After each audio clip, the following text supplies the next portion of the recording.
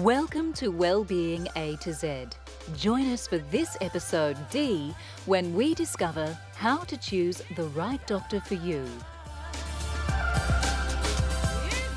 We dive right into relaxation. We learn how to dance our way to health. And to diet or not to diet, that is the question.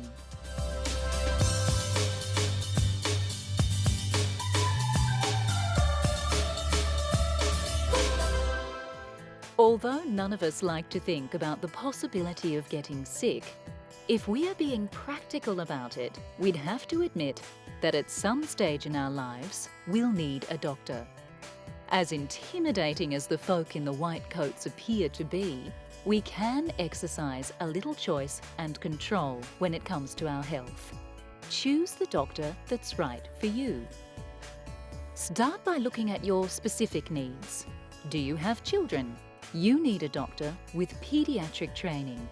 Don't be afraid to ask your GP if they have further training in any specific field. Even general practitioners have special passions and interests. Is gender an issue for you? If you're female, you may feel more comfortable with a female doctor for things like breast examinations and pap smears. Don't be afraid to speak up at the local medical centre and ask if that's going to make you feel more comfortable. Reputation is a good indicator of a good doctor. If you've just moved to a new area, ask your new workmates who they prefer to see and why. Traditionally, patients, including me, have deferred. The doctor knows best, and in some situations when you're very ill, we're very grateful the doctor knows best and will get on with whatever needs to be done in an emergency situation. But as we all live longer, and a lot of the diseases we have are chronic, then I think we want to be given choices. We want someone who will interpret the massive data, who will use their judgment, because each of us is unique. We don't want to be told it's all driven from some policy from on high. We want to feel that the doctor is concerned about us as an individual. The best person to ask, however, would be the local pharmacist. These experts know more about drugs than GPs do and will be in the know as to which doctors prescribe medicines responsibly and which ones go overboard with things like antibiotics and antidepressants. They won't be able to name who they don't recommend, of course, but they will be able to tell you who the good local doctors are. Walking into a crowded waiting room may not be an indicator that the doctor is especially good or popular. It could mean that the centre is understaffed or lacking in time management skills. So shop around and don't be afraid to ask. Close your eyes at the office and picture the perfect blue ocean and a Swedish masseur called Sven. Who's got the time for a 3-week holiday in the Bahamas? You can make time, though, for an afternoon trip to the local luxurious day spa. Feel the tension literally melt off your shoulders as you walk into the ambient atmosphere. Ready yourself for some prime time relaxation. What kind of massage does it for you? An entrancing lomi-lomi session with oils and rocks? A gentle lymphatic sweep to tone the blood? Be pampered, attended to, restored and revitalized.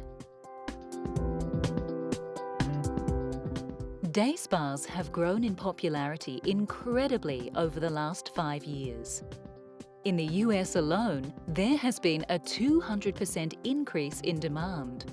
As the world works harder and stress-related illnesses increase, people are seeing the sense in making relaxation routine.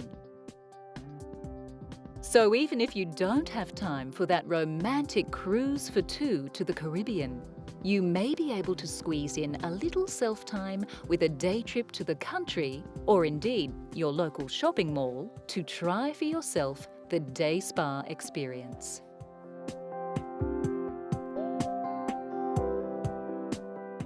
Make sure you can easily get to the doctor's surgery. If you're sick, you may not be able to drive. Is public transport nearby?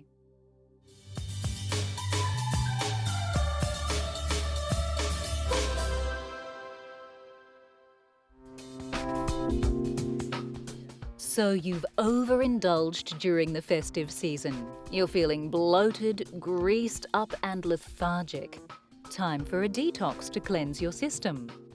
Or is the current detox trend just a further load of rubbish to clog up your body and drain your purse? Medical training in both traditional and alternative medicines teaches its practitioners that there is no way to detox the liver, the kidneys, or any other organ. You can give them a rest by not putting harsh substances into them in the first place, but you cannot detoxify these organs in themselves. There isn't really any